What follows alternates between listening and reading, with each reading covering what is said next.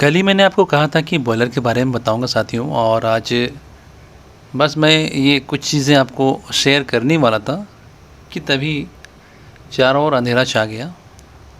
अंधेरा हो गया मतलब लाइट बंद हो गई। जितने भी ड्राइव्स थे, यानी ड्राइव्स मतलब जो भी इक्विपमेंट्स होते हैं जो बिजली से चलते हैं, सारे बंद हो गए।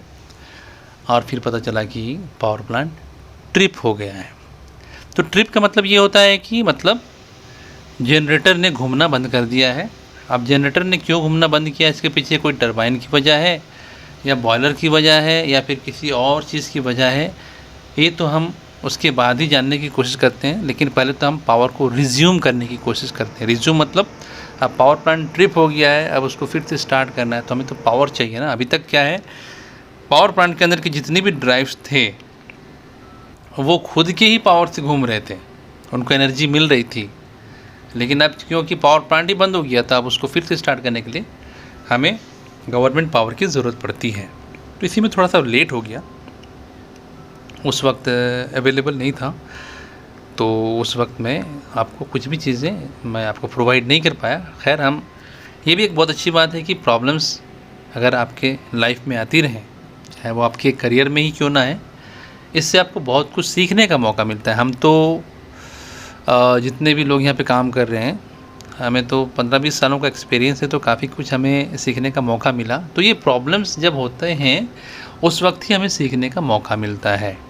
तो ये एक अच्छी बात है कि प्रॉब्लम्स यदि आपकी लाइफ में आ रहे हैं तो उससे आपको बहुत कुछ सीखने का मौका मिलेगा और आप उन प्रॉब्लम्स से भी आगे हट कर और आगे बढ़ने की तैयारी कर रहे होते हैं। तो मैं आज आपको बॉयलर के बारे में थोड़ी सी बेसिक जानकारी दूंगा, बहुत ज़्यादा डिटेल में नहीं। मैं नहीं चाहता कि मतलब अभी तक हम अपनी किताबों में जो इतनी सारी चीज़ें पढ़कर कंफ्यूज हो गए हैं, उससे हमें थोड़ी सी निजात मिले और हम बहुत ही आसान तरीके से किसी भी चीज़ को समझें। और ये बहुत आसान है भी। अगर हम थोड़ी सी चीज़ों को अपने रोज़मर्रा की लाइफ से जोड़ कर देखें तो आपको लगेगा अरे यार, ये तो मुझे पता था पहले से ही।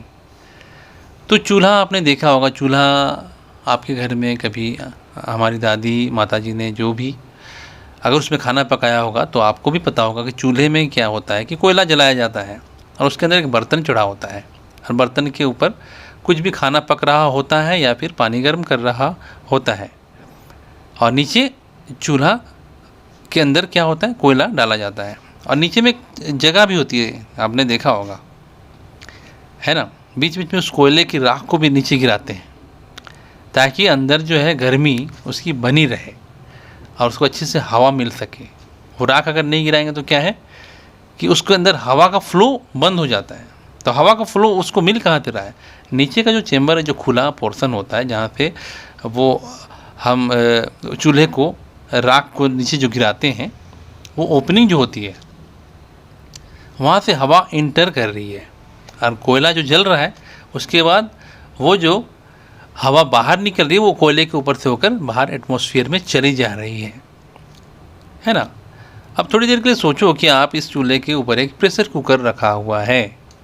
प्रेशर कुकर के अंदर क्या होगा, अगर आप पानी गर्म कर रहे हैं, थोड़ी देर बाद पानी उबलने लगेगा और वो स्टीम में कन्वर्ट हो जाएगा। स्टीम की प्रॉपर्टी क्या है, वो अब फैलेगी, अब उसको ज़्यादा जगह चाहिए। तो फिर अब अपनी सीटी को हटाते हुए उसके अंदर इतना पावर है कि वो छोटी सी सीटी जो भारी होती है फिर भी उसको ऊपर उठा के वो स्टीम वहाँ से बाहर की ओर फेंकने लगती है। स्टीम इंजन के बारे में कौन नहीं जानता है। स्टीम इंजन भी तो स्टीम से ही चला करते थे, अभी तो ये बंद हो गए, लेकिन एक समय में स्टीम के ही इंजन हमारी रेलगाड़ियों की जगह पे होते थे। और टाइटैनिक मूवी अगर आपने देखी होगी तो वो सीन याद करिए जहाँ पे कोयला जलाया जा रहा होता है, वो बॉयलर ही तो होता है। वो पानी को गर्म करके उस स्टीम के पावर से ही वो जो बड़ा सा प्रोपेलर नहीं होता, वो पंखा जो कि उस शिप को आगे की ओर धकेलने का काम करता है, वो उसी बॉयलर की ही पावर से, स्टीम के पावर से ही उसको चलाया जा रहा होता है। याद किया आपने। अब हम आते हैं उसी चूल्हे पर जो हमारी दादी अम्मा या माताजी ने जलाई हुई है। ये तो ओपन एटमॉस्फेयर में है, तो हवा उसके अंदर नेचुरली जा रही है और ऊपर से बाहर आ जा रही है। लेकिन बॉयलर में होता क्या है कि बॉयलर में इस टाइप के चूल्हे नहीं होते हैं, वो बिल्कुल चारों तरफ से बंद होते हैं। ठीक है, चूल्हा ही होता है वो, समझो आप चूल्हा ही होता है, क्योंकि उसके अंदर फिर कोयले को जलाया ही तो जाता है, चूल्हा ही होता है वो, लेकिन चारों ओर से बंद होता है। तब उसको हवा कहाँ से मिलेगी? अगर हवा नहीं मिलेगी तो फिर ऑक्सीजन की सप्लाई बंद हो जाएगी, और ऑक्सीजन यदि बंद हो गई तो फिर कोई भी आग नहीं जल सकती। ये आपको पता है, बिल्कुल पता है। इस वजह से इस टाइप के जो बंद बॉयलर होते हैं, मतलब बॉयलर तो बंद ही होता है समझिए ना, उसके अंदर हवा का फ्लो मेंटेन करने के लिए एक फर्स्ट एंड में यानी प्राइमरी एंड में और लास्ट एंड में दोनों ओर हवा का फ्लो बनाए रखने के लिए 2 फैन होते हैं। एक तरफ से हवा को धकेला जाता है, एटमॉस्फेरिक एयर को लेकर धकेला जाता है उस हवा को अंदर जहाँ पे कोयला जल रहा होता है, और दूसरे एंड से उसी हवा को खींच कर बाहर निकाला जाता है, ताकि दोनों के पावर से अंदर एक हवा का फ्लो बना रहे और ऑक्सीजन की कमी ना हो और अंदर आग जलती रहे। और उसी आग में पानी को बॉयल किया जाता है, वो किसी बर्तन में नहीं, उसके अंदर लोहे की पाइप्स होती हैं। डायग्राम में आप देख भी सकते हैं सामने में, उसके अंदर पानी उबलता है, अब वो स्टीम में कन्वर्ट होता है। फिर वही स्टीम खूब ज़्यादा प्रेशराइज जब हो जाता है तो उसको फिर टरबाइन में इंजेक्ट किया जाता है, और उस स्टीम के पावर से फिर वो टरबाइन घूमने लगती है। बहुत से लोगों को टरबाइन में कन्फ्यूज़न होता है ना, तो मैं आपको छोटा सा एग्जांपल दे रहा हूँ। आप अपने सीलिंग फैन को देखिए, इसमें जो ब्लेड होती है ना, उसको कौन घुमा रहा है? मोटर घुमा रही है ना। मोटर घूमता है तो फिर ब्लेड भी घूमती है, और उससे ठंडी हवा आपके बदन से टकराती है।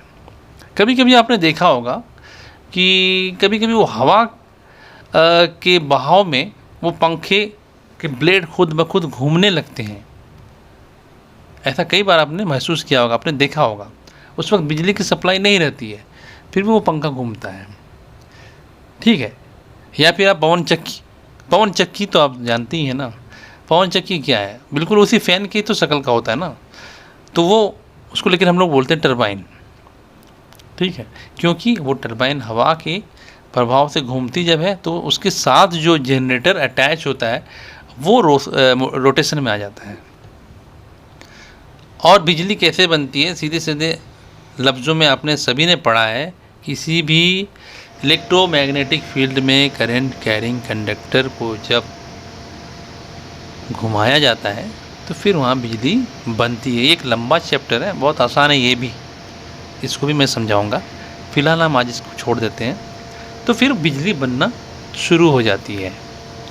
तो यहाँ पे आज का हमारा टारगेट ये था बॉयलर को समझने का। इसको समझने के लिए सीधी सी बात है कि यहाँ पे पानी को गर्म किया जाता है, स्टीम में कन्वर्ट किया जाता है, अंदर कोयला डाला जाता है, कोयला जलता है, और चूँकि बॉयलर चारों तरफ से बंद होता है, उसमें हवा का फ्लो करने के लिए एक प्राइमरी एंड में यानी स्टार्टिंग में हवा को अंदर ढकेलने के लिए एक फ़ैन होता है जिसको कहते हैं FD फैन, और लास्ट एंड में ठीक चिमनी से पहले होता है वो, लास्ट एंड में वो सक्शन लेता है, मतलब उसी हवा को खींचता है अपनी ओर से, ठीक है।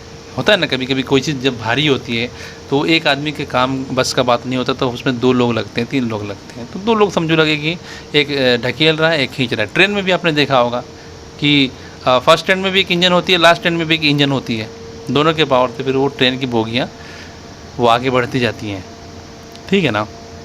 तो हवा का फ्लो मेंटेन रखने के लिए इधर से भी हवा को ढकेला जा रहा है, उधर से उसी हवा को वापस खींचा जा रहा है। जो खींचने का काम कर रही है उस फैन को बोलते हैं ID फैन, और जो ढकेलने का काम कर रही है उस फैन को बोलते हैं FD फैन, ठीक है। इसके नाम क्या है उस पर भी हम डिपेंड, अभी हम उस पर चर्चा नहीं करेंगे। FD ID इतना आप समझ लो, ठीक है। आप अपने से भी गूगल कर लोगे तो FD और ID का मतलब आपको समझ में आ जाएगा, FD एंड ID।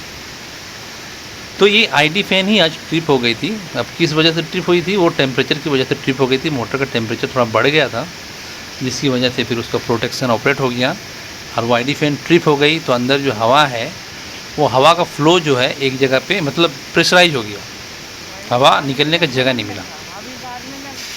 तो उसमें भी खूब इंस्ट्रूमेंटेशन लगे होते हैं। उस कंडीशन में क्या है, बॉयलर के अंदर की जो आग है वो बाहर की ओर फेंक सकती है ना, क्योंकि उसके अंदर हवा रुक गया है। तो उस वक्त और भी बहुत सारे प्रोटेक्शन होते हैं, तो उसमें से एक प्रोटेक्शन काम कर गया और बॉयलर बंद हो गया। बॉयलर बंद हो गया तो स्टीम बननी बंद हो गई और उसकी वजह से फिर हमारा टरबाइन ट्रिप हो गया। और टरबाइन से तो जनरेटर अटैच है ही, तो जाहिर सी बात है कि टरबाइन यदि बंद हो जाएगी तो फिर जनरेटर भी बंद हो जाना स्वाभाविक है और पावर बनना बंद हो गया। फिर हमने उस जेसीबी मतलब ये जो गवर्नमेंट का जो पावर आता है उस पावर से फिर से हमने ड्राइव को स्टार्ट किया, फिर से वो प्रोसेस स्टार्ट किया और धीरे धीरे जब स्टीम बननी शुरू हो गई तो फिर से हमने अपने जनरेटर को लाइन में ले लिया। तो आज यही सब चीज़ें घटी।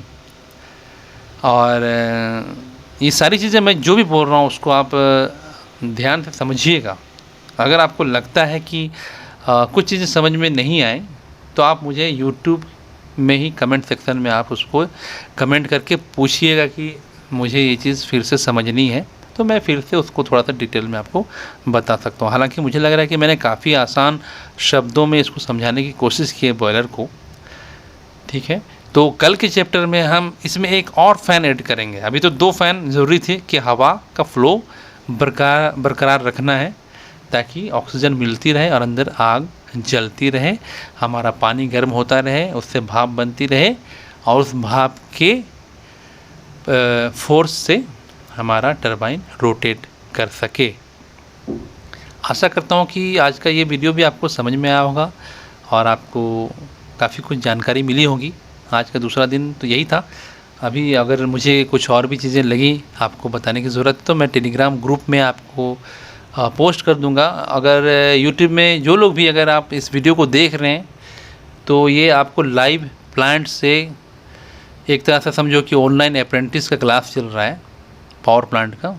ये कोर्स है, 10 दिन का फ्री कोर्स है, आप इसको ज्वाइन कर सकते हो। टेलीग्राम ग्रुप में आप इसको ज्वाइन कर सकते हैं और इसमें आपको लाइव इंजीनियर्स देखने को मिलेंगे, live managers, diploma, ITI, BTech, जितने सारे भी लोग हैं सभी लोग आपको दिखेंगे काम करते हुए। आपको बहुत सारी चीज़ें समझने को मिलेंगी, ठीक है। आशा करता हूँ कि आपको आज का ये वीडियो एपिसोड भी अच्छा लगा होगा।